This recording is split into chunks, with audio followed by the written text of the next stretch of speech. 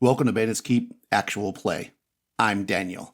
Today we are joining the Foxes in my solo original Dungeons & Dragons campaign using Chainmail and Outdoor Survival. The Foxes are taking up the last, I believe it's the last map that we have available to, well, let's see. Okay, it is July the 5th, and we are now adventuring with the Foxes. So there's only one map left in this kind of the stores here, and I had to make a decision because the Foxes are at a point where they're levels 3 and 4. So they're still, not everybody's level 4 yet. So they're not like, they don't have to move away from their patron. So the patron could purchase this map for them and then they'd have to split the profits, whatever.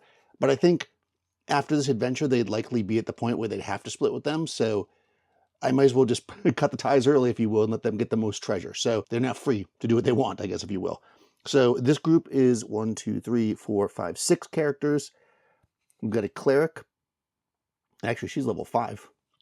We've got a fighter of level 4 that's a dwarf. We've got a halfling of level 4 that's a dwarf. A fighter of level 4 that's a dwarf. An elf magic user that's 3, and an elf magic user that's 3. So we have a good diverse party. Only one cleric, but that's okay. I've got their spells all figured out for this journey. They're on light horses. And we're going to move our way from their encampment, which is right here, to here. I was looking at the lairs and stuff. I had to see if I could pick something up along the way, but there was no lairs in this general area that were, I think, safe for this particular group. Like there was a dragon down there, but they're not going after a dragon. Okay, so as usual, we will use the outdoor survival board, but we're going to use original Dungeons & Dragons to kind of move the characters around. And we'll kind of go step by step procedurally, as usual. So let's see. Since I'm going right down the middle of the board, this might be a little trickier. I might have to move this around a bit. But the way this is going to work is we start off each day by rolling a d6, right? And that will determine whether or not we're lost. If we are lost, we must move 1 hex in a random direction. After that, we can proceed any way we want. At the end of the day, we roll to see if there's an encounter based on the kind of terrain that we're in. Now, I think the simplest thing to do, since they're starting from here, is to come down this path and across, across here. I actually think because they're on horses, I'm going to go across here, across this path, and then through the desert and over here. That's what I'm going to try to do. Normally, I go this way, but, we'll try to mix it up a little bit. So here we go, day 1, starting in the plains. They have, by the way, they have 3 weeks rations, and they're on light horses, if I didn't say that already. And also we know that this map leads to a Manticore's lair, but we also know it's a single Manticore. So honestly, unless we get very unlucky, a single Manticore should not be that tough. Famous last words. For this group, we have bows and stuff, and we're going to hopefully get a good jump on it. We have some heavy crossbows and some longbows. So if we can take it out before it gets to us, then that will be good. If not, we'll see what happens. All right, so day 1. 1. All right, we are lost. Now, this is, it's funny this happens, right? How am I lost coming out of my hometown? So a lot of times when, especially in OD&D, where you can immediately correct yourself, you just have to move 1 hex in the wrong direction. I often consider being lost just meaning that something gets in our way that we can't go the most direct route, whatever that might be. So we roll randomly to see which direction we have to move. 4. Oh, 4 is straight down, which is pretty much where we were going anyway. So it didn't actually affect us that much, but we move 1 hex here, and now we can move the rest of our movement. Now we want to move a total of 10. So here we go. 1, 2, 3, 4, 5. Paths count as 2 through the mountains. I think I might have forgot to do that last time in OD&D. 6, 7, 8, 9, and I can't move that last 10, so I'll stop there. So now we're stopping on a path in the mountains at the end of day 1. So I'll mark a day off. Let's roll to see if there's an encounter. Because it's a path, I don't count it as the mountains for chance. I count it only for the monster. So on a path, I count as river. So there's only an encounter on a 5 or a 6. No encounter. So at the end of day 1, no encounter. We're on our way. Roll to see if we get lost. Only on a 1. 5. Okay, we're not lost. So 1, 2, 3, 4, 5, 6, 7, 8, 9.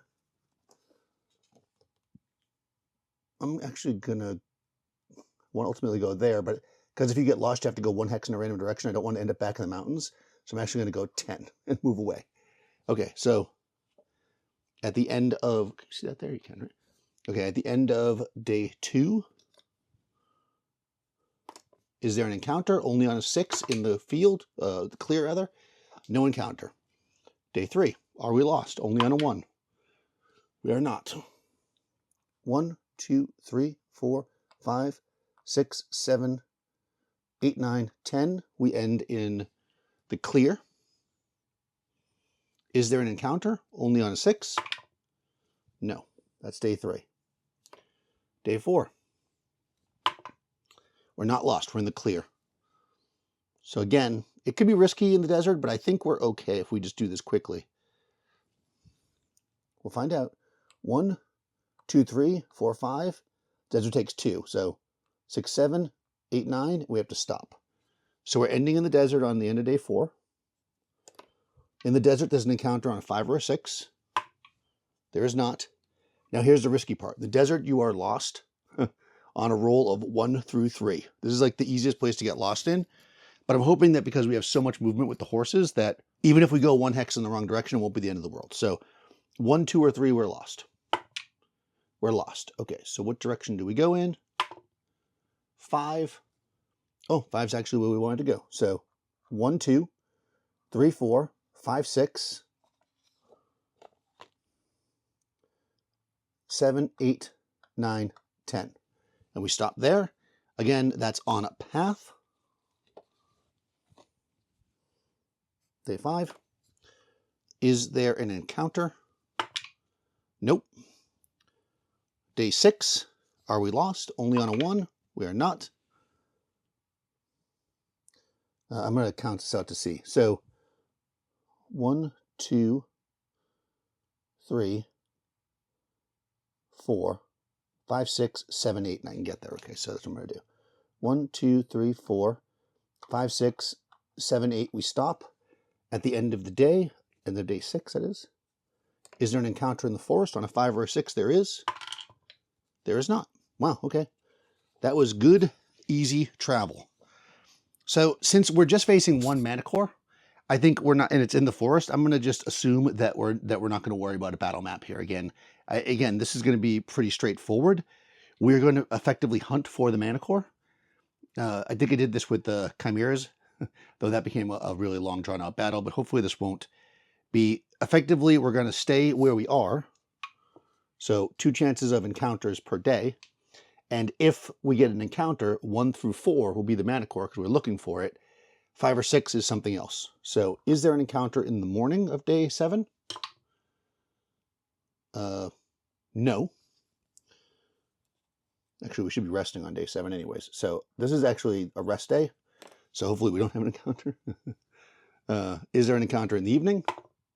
There is. Okay, so we've rested all day. We're getting ready to kind of explore tomorrow, and we have an encounter. So 1 through 4, it is a Manticore. It's the Manticore. All right, so let's figure this out. If there's only one Manticore, there's only a little bit of treasure here. It's very likely that it's the Manticore's lair that we're finding it in, but if not, we'll have to search around for its lair after the fact. But let's just see if it's its lair by rolling, because that will kind of determine how, we can kind of think about if whether or not it can be surprised and what the situation is and if it's flying and all the other good stuff. Let's see. Manticore. There's only a 25% chance that it's in its lair. So very likely it's like out hunting and we're going to see it like in the air and we're going to have to track it back to its lair. So let's do this. 25%, red is first. Okay, it's not in its lair. Now we're going to do something. Is either group surprised? Is the Manticore surprised or are the player characters surprised? The Manticore is surprised. Okay, that is, well actually, technically we both are, because you're surprised on a 1 or a 2, but they're a 1 and we're a 2, so I'm going to say we're slightly less surprised. And as opposed to like, let's use the Oracle. If I was running it for a group, I would say they're surprised and you're not, because you kind of beat them in surprise, or at least they're slightly more surprised than you are, kind of AD&D style. But since I'm not playing for a group and I don't want to feel like I'm giving myself a bias, I'm going to use the Oracle dice. So I'm going to ask, are we surprised? right? So we know the Manticore is surprised. So are we surprised? Okay. Yes, yes, no, but something good. Okay, so we are also surprised, which means that neither group is effectively surprised. We kind of stumble upon each other, neither one ready. But because of the fact that I got a sun, something positive will happen. So I'm actually going to say positive for me would be the Manticore is flying and it's pretty far away. The maximum distance that it would need to be, which is 12. So that's going to be the positive. So I'm going to start the Manticore off at 12 inches. And there's a reason why I want that. And that's because if the Manticore moves at least half of its movement to get to us, assuming it wants to, it probably won't, it'll just use a missile weapon, but which is 9. No, its movement is 18, so which is 9. Then we will be able to get what's called pass-through fire. So we'll be able to shoot at it when it's flying. It can't fly halfway and then shoot at us. So it either has to stay where it is, or it has to move closer like it's going to physically attack us. But I have a feeling that a Manticore, being kind of a cowardly creature and seeing there's a bunch of us there, is going to take some shots at us with his tail and then probably run, because that's the nature, and we're probably going to have to chase him down. Okay, so let's do this. That's what logic tells me is going to happen, but I don't have the mythic deck to do that. So I guess we could use the Oracle again if we want to kind of make it up to the world to decide. So is the Manticore's plan to just shoot us with its tail spikes, from far away? Yes, that is the plan. Okay. So let's roll initiative. Okay, we win initiative. This is good for us. So let me decide. I was going to have the cleric class cast Bless on us, but the way I kind of do this thing is, since you can't cast it, you can't cast it in combat, what I usually do is, if you have surprise, I let it happen. But since we didn't technically get surprise, then the cleric cannot cast Bless. So she's going to stand by with her curing spells. Our characters are going to, I'm trying to decide if we want to move or not. I don't think we want to move. And the reason why we don't want to move is because, since we're using abstract combat to face the Manticore, what we want is a group, because that way we can, the characters with heavy armor and stuff can kind of shield the ones that aren't, right? If I spread out, like let's say these two elves that can move closer and shoot in the same turn, then they would be separate. And the obvious thing for the Manticore to do would be to fire at them, right? Because, well, actually it would get to fire right away because it would get pass-through fire. So I don't want to move for that reason, but I also don't want to move because they're unarmored, but these guys are in plate mail, plate mail, plate mail, and plate mail. So if our elves kind of stay in the back, the people in the plate can kind of be up front shielding, especially the cleric. So you can kind of imagine the group like this, and we're all in the Manticore's over here. And we're all going to basically shoot at the Manticore. So we're not going to move. The question is, does the Manticore want to move? It might want to move. And what would make it want to move would be if it was advantageous to it based on its missile weapon, right? Because the Manticore shoots its tail as light crossbow. So this is why I wanted it further away, because we have heavy crossbows and longbows, which have a longer range.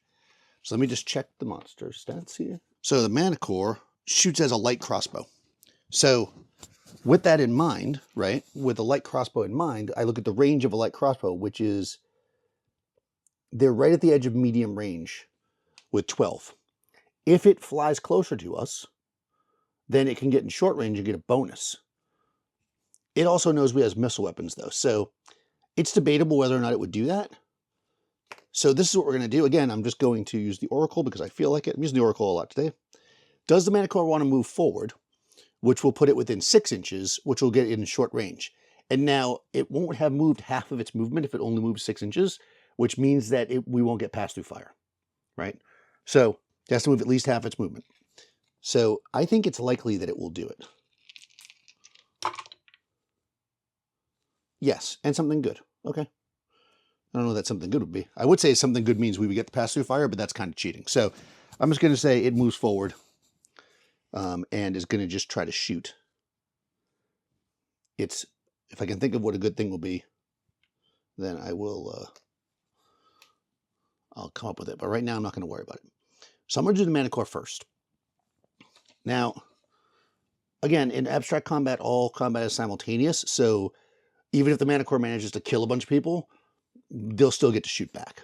So now it's at 6 inches, so it's in short range.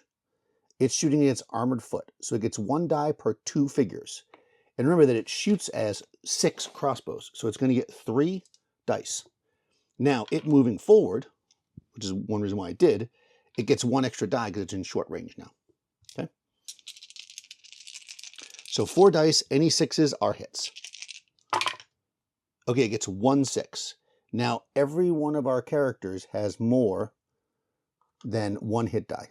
They have 2, but everyone has at least more than 1. So no matter who it hit, even if I rolled randomly, it would not kill anybody. So I'm not going to even go to the bother to see who it hit. So the Manticore shoots its a volley of tail spikes down, probably bouncing off somebody's armor or just like cutting through their cloak or something, but doesn't cause any damage. Now we get to return fire. And again, it's all happening at the same time. And it is now 6 inches away. So we have a heavy crossbow. So a heavy crossbow, 8 inches is their short range. So we are in short range for heavy crossbow. The Manticore defends as 2 medium horse. Okay? So heavy crossbow versus medium horse is 1 die per figure with 6 hitting. So they fight as heavy crossbow, right? So 1 die per figure, so 4, because they're 4 figures, with 6 is hitting. Now again, they are in short range, so you get 1 extra die. 1, 2. They got 2 hits. And it defends, again, as Manticore. Hold on, where'd you go? Manticore, sorry, I was at the wrong. 2 medium horse. Okay? So basically, this first dwarf with his heavy crossbow lays the thing out right after it shoots its bolts. I'm not even going to roll anybody else because it doesn't actually matter. The Manticore falls from the sky, boom, boom, dead to the ground. Okay. Well, it's the evening. We know this thing has treasure and it's got a lair nearby, but it's not in its lair right now. So we're going to have to find the lair tomorrow, which we'll be able to do. But it does mean we're going to have to spend 1 day in this hex searching around for it. So I'm not going to make it a chance you can find the lair. They're just going to be able to find it. But that means that we are subject to a wandering monster in the morning on day 8. And there is actually one. This is day 8. Manticore is dead. All right. Wandering monster in the woods in the morning. So again, in the woods, a 5 on wandering monster, and again, there could still be one in the evening, is an encounter. I'm going to roll a d8. 6. 6 in the woods is men. Okay. There's not woodsmen, so we'll do men typical, which is a d12. 4. 1, 2, 3, 4. That's a wizard. Okay, so we're potentially encountering a wizard. So wizards traveling out in the wilderness will have from 2 to 12 people with them. So we just need to figure out the size of their troop. It counts if it goes inside the box. Okay, 10. So that's good for us actually, because that's a larger percentage of their people. So if we want to avoid them, which I kind of think we do, there's 6 of us. We have a 70% chance to avoid them, plus 25% because we're in the woods. So I think we're going to try to avoid them if we are not surprised. So let's see if they stumbled upon our camp and surprised us. Nope, nobody is surprised. So we have a good chance of avoiding them, and that's exactly what we're going to do. We kind of see this wizard kind of coming through the woods with their troops. We don't want any part of it. We've already packed up our camp. 75. It's easy enough for us to avoid them, and we just kind of disappear off into the brush. And let's see if we have another encounter as we come across this lair at the end of the day. We do not. Okay. So that is day 8. We come across the Manticore's lair, and again, I don't think I said it. This lair includes a potion of speed, a spell scroll with 3 spells, 1 each of level 1, 2, and 3. So I'll have to look that up, and then 5,000 gold pieces. And again, we're on horses, and we can easily divide this stuff up, so it's not going to be too much for us to get it out of here. So we collect that treasure. Oh, let me see if that was the wizard's lair. 15%. No. Okay. All right, let's see if we can get out of here just as easy as we got here. All right, we got our gold, and our goal now is just to get back out of Dodge, as it would be. I think I'm going to try to go this way this time. We'll see if it's faster. I don't know if it will be. But this is day 9 now. And do we get lost? We're in the woods. Lost on a 1 or a 2? No. Okay. So we're here, right? So let's see. 1, 2, 3, 4, 5, 6, 7, 8, 9, 10. Okay. We end in the clear. Is there an encounter? No. That was day 9. Day 10. We're not lost.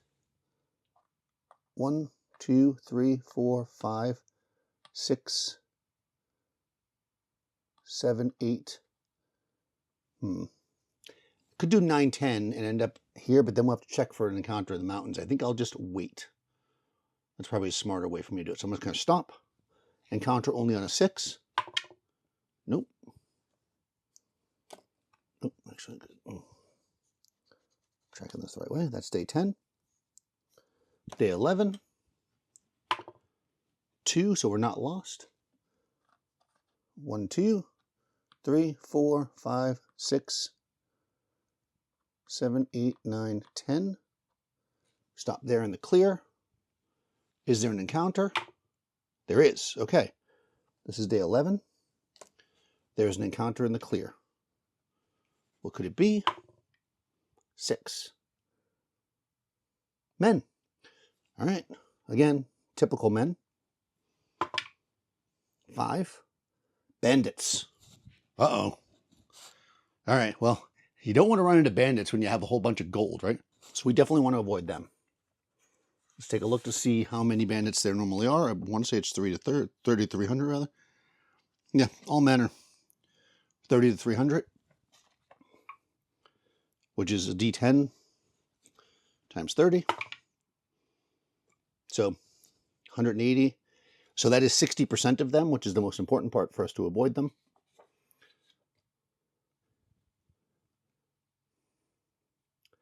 So we are this size. There's over 60%. So we're actually here. We have a 50% chance to avoid them. Now, we are not necessarily twice as fast as them. Well, let me check this. Because bandits are only a small percentage of the bandits are on horse. Let's see. Yeah, only 25% of bandits are on light horse. So there are people on medium horse, which is fast, but we're not twice as fast as medium horse, but we are faster than medium horse. But we are twice as fast as people on foot. Because if we look at the movement rate of men is 12, and then light horse is 24, so we're twice as fast. So we're twice as fast basically of most of the group. So I think we will get that extra 25% bonus. So we have a 75% chance to avoid the bandits. 19, we easily avoid them. Let me see if this is their lair, 15%. It is not. Okay.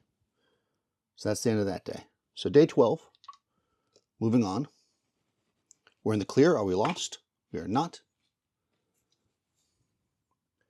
1, 2, 3, 4, 5, 6, 7, 8, 9, 10, 11, 12. Oh, why am I going 12? Because okay, 11. 10, rather. All right. That was day 12. Is there an encounter? There is one on a 5 or a 6. There is not. Day 13, we have to rest on day 14, so this might have been a mistake. Day 13, are we lost? Only on a 1. We are not. 1, 2, 3, 4, 5, 6, 7, 8, 9, 10. Ugh, okay. So on day 13, we get there. Is there an encounter on a 5 or a 6? There is. There is not. However, we have to rest on day 14. So there's a chance of 2 encounters, and we have 5 or 6 is an encounter. And if we do run into it, they're mountain encounters. That's pretty terrible. So let's see if we have an encounter. Let's see if our luck holds out. Okay, in the evening of day 14, there's an encounter on the mountain path. So again, we treat it as mountain for encounter, and we roll D8. 2. Flyer. Oh, okay, we don't like that. Okay, we're going to roll a D12.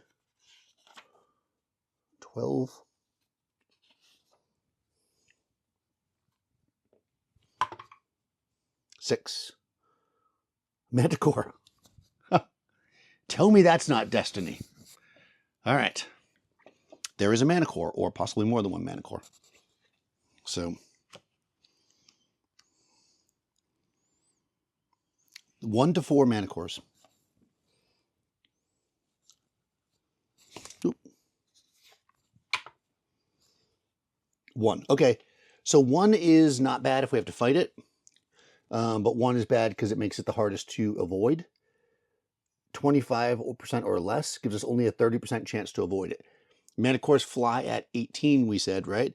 So they're not twice as fast as us, so they didn't get any kind of bonus there. So, or we don't get any kind of penalty. So basically, there's a 30% chance. But first, we have to see if anybody's surprised. They're surprised. Okay.